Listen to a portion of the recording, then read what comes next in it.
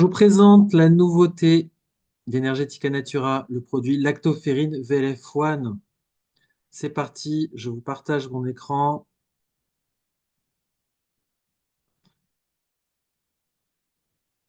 On l'avait attendue, eh bien, elle est arrivée, la lactoferrine. Alors, cette lactoferrine VLF1. D'abord, quelques mots sur la lactoferrine. Qu'est-ce que c'est que la lactoferrine? La lactoferrine, c'est une glycoprotéine que vous retrouvez en particulier dans le lait maternel. Donc, elle présente une très forte affinité donc avec le fer. Donc, c'est une capacité donc, de chélation du fer, 300 fois celle de la transférine, qui est la protéine de transport du fer. Donc, elle existe sous deux formes, cette lactoferrine. Vous retrouvez une forme non saturée en fer, donc qui est la forme apolactoferrine, et une forme qui va être liée au fer, donc c'est la forme hololactoferrine. Vous la retrouvez donc cette lactoferrine donc dans le lait maternel et plus particulièrement dans le colostrum, mais aussi donc dans des sécrétions organiques comme les larmes, la salive ou le mucus. Et puis, ce qu'il faut savoir, c'est que il y a une très forte homologie entre la lactoferrine de l'homme et celle de la vache. Donc, il y a des homologies à 69%. Alors, quels sont les bénéfices clés de la lactoferrine? Tout d'abord, et le principal, c'est la régulation du métabolisme du fer.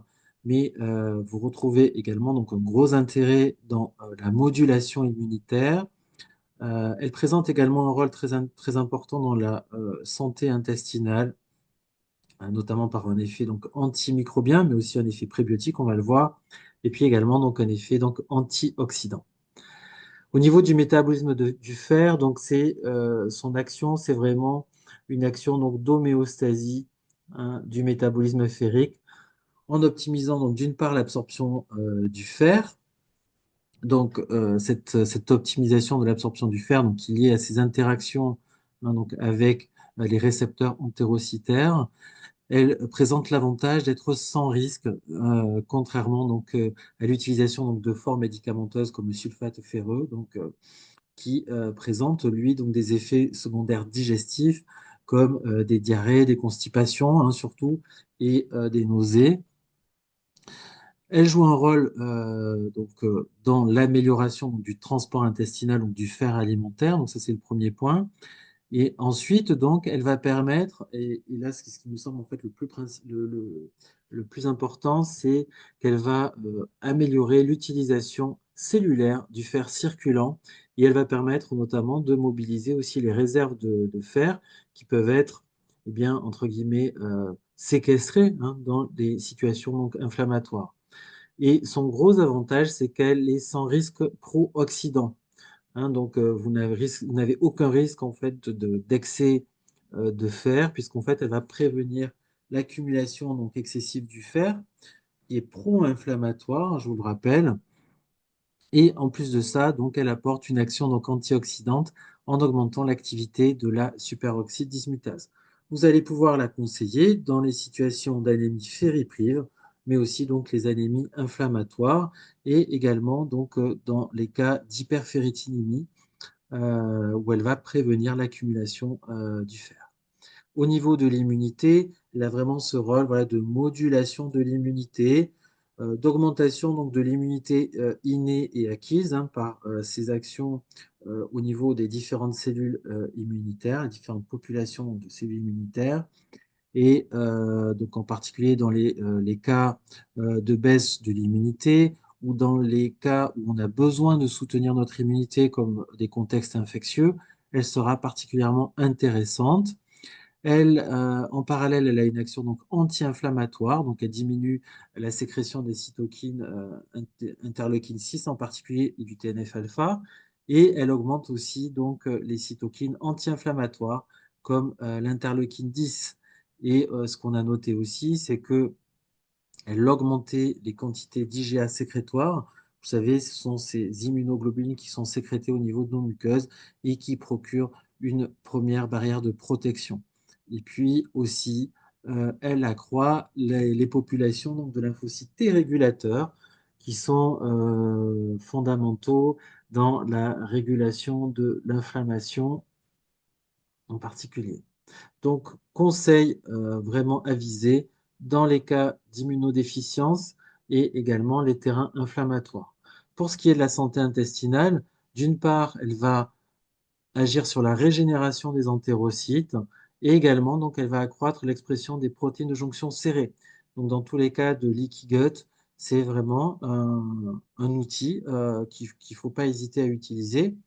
Et enfin, donc, il y a une action aussi donc, de régulation du microbiote par un effet antimicrobien. Donc, elle va s'attaquer en particulier à la prolifération pathogène, qu'elle soit bactérienne, et donc, par exemple, Escherichia coli, Helicobacter pylori, Clostridium difficile. Donc, elle va en particulier séquestrer le fer, hein, et empêcher eh bien, donc, que ces bactéries pathogènes utilisent le fer pour se développer. Elle a un effet aussi de neutralisation donc, du LPS, hein, donc du lipopolysaccharide que vous retrouvez au niveau des membranes des bactéries à gram négatives. Elle va aussi donc inhiber la réplication virale et elle a un effet aussi antifongique. Donc vous voyez, le spectre d'action est vraiment large au niveau microbien. Et enfin, donc, elle a un effet aussi prébiotique, puisque on a observé qu'elle augmentait les populations de bifidobactéries et de lactobacilles. Au niveau du système nerveux central, elle a la capacité donc à passer la barrière hémato-encéphalique pour exercer une action neurotrophique, en particulier via la synthèse du BDNF. Également donc une action neuroprotectrice, puisqu'elle va prévenir aussi l'accumulation des excès de fer au niveau du système nerveux central, tout en améliorant la biodisponibilité cérébrale du fer, qui, vous le savez, est clé dans la synthèse des neuromédiateurs. Et donc là, eh bien, donc, à conseiller sans hésiter dans les cas de neuroinflammation, mais aussi maladie d'Alzheimer, Parkinson et post-AVC ischémique. On en vient maintenant au produit, donc lactoferrine VLF1 de chez Energetica Natura. Le produit existe sous deux dosages, un dosage à 150 mg et un dosage à 300 mg par gélule. Ces produits sont garantis sans métaux lourds, sans OGM, sans lactose, sans gluten et bénéficient d'une certification halal et cachère. Qu'est-ce qui va différencier Lactoferrin VLF1? C'est avant tout la qualité de la matière première laitière qui va être utilisée. C'est un lait frais non transformé qui bénéficie de standards contrôlés d'élevage, hein, des vaches laitières suisses, hein, puisque notre matière première laitière est suisse, issue de coopératives suisses. La forme donc utilisée, donc vous retrouvez dans Lactoferrin VLF1, c'est une forme non saturée en fer. Vous êtes à 94% d'apolactoferrine. C'est une forme bioactive et biodisponible puisque le procédé d'extraction utilisé est non dénaturant et bénéficie de surcroît d'une galénique particulière. Ce sont des VGCAPS qui sont donc gastro-résistantes avec un système de gastro-résistance naturel qui va permettre en fait de protéger, hein, la lactoferrine lors de son passage gastrique puisque le passage gastrique détruit, en tout cas fait perdre une grande part de la fonctionnalité de la lactoferrine. Ça a été démontré. Donc nous, on tenait vraiment absolument à apporter cette gastro-résistance qui va aussi contribuer, donc d'une part, donc bien sûr à la bioactivité, à la fonctionnalité de la lactoferrine, mais aussi sa biodisponibilité, puisque vous allez avoir des formes fonctionnelles qui vont pouvoir être donc absorbées également. Et enfin, donc, le procédé de fabrication permet d'obtenir des particules fines qui vont permettre une excellente solubilité à la lactoferrine. Et il y a bien sûr une sécurité qui est apportée par la traçabilité de notre produit et également donc une pureté de l'extrait, euh, en particulier en lien avec le procédé de fabrication. Quelques mots sur la matière première donc laitière, donc qui est suisse. On travaille sur du lait de vache suisse non transformé. Les exploitations laitières utilisent des normes qui sont respectueuses du bien-être animal, c'est très important, et également donc des conditions d'élevage qui sont, si vous voulez, protégées, avec donc justement une alimentation de qualité, l'absence d'exposition donc à la pollution et des animaux qui ne sont pas piqués aux hormones ni aux antibiotiques. On est sur une production laitière hein, qui n'est pas intensive, donc ça, bon, ça joue énormément sur la concentration en lactoferrine enfin, du lait utilisé. Et le circuit hein, est vraiment court. Hein. On va vraiment utiliser donc un lait frais qui va être donc qui ne sera pas congelé, donc qui va être immédiatement donc mis en production pour la fabrication de l'extrait de lactoferrine. Ce procédé de fabrication, donc, il consiste en fait en deux étapes essentielles. Donc, une étape d'extraction, donc HPLC, suivie d'une ultrafiltration. Donc, ça permet d'avoir donc d'agir sur la pureté de notre extrait, donc à 95% au niveau de la teneur en lactoferrine.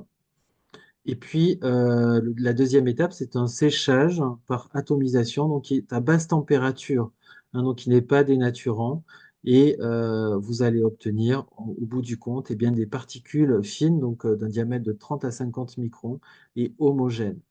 Voilà. Par ailleurs, Valfou, donc, qui est le fabricant, hein, donc, bénéficie hein, de toutes les normes de qualité, notamment donc, les standards ISO 9001, mais aussi donc, est certifié sur les critères donc, d'agriculture biologique suivants.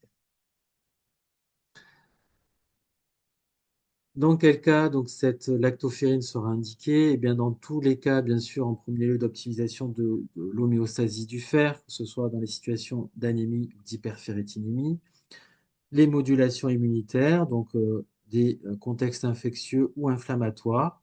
Également, donc, au niveau de l'écosystème intestinal, dans les dysbioses et le leaky gut, et puis sur les problèmes associés au système nerveux central, dans le déclin cognitif et les neuroinflammations.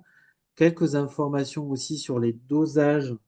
Hein, donc, vous retrouvez dans les publications, donc, en particulier sur les carences en fer ou anémie. Donc, là, on se situe plutôt à 300 mg par jour, comme également l'hyperféritinémie. Dans les cadres infectieux, cela va vraiment varier. Hein. Donc, on peut commencer voilà, 200 ou 300 mg par jour et on peut monter jusqu'à 2 grammes par jour. Dans des cadres en fait, de régénération de l'épithélium intestinal, 3 fois 300 mg par jour, ça peut aussi être utilisé.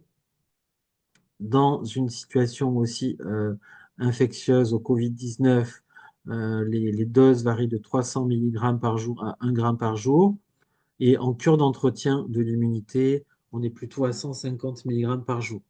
Et enfin, donc, ce qui va être aussi intéressant, c'est que vous allez pouvoir utiliser euh, lactoferrine VLF1 chez les nourrissons. Vous allez pouvoir ouvrir les gélules et les mettre en fait dans le lait maternisé. Donc pour les enfants en particulier qui ne sont pas allaités, qui ne vont pas bénéficier du coup de la lactoferrine du lait de leur maman, eh bien vous pouvez aussi donc renforcer leur immunité avec lactoferrine VLF1, 150 mg par jour.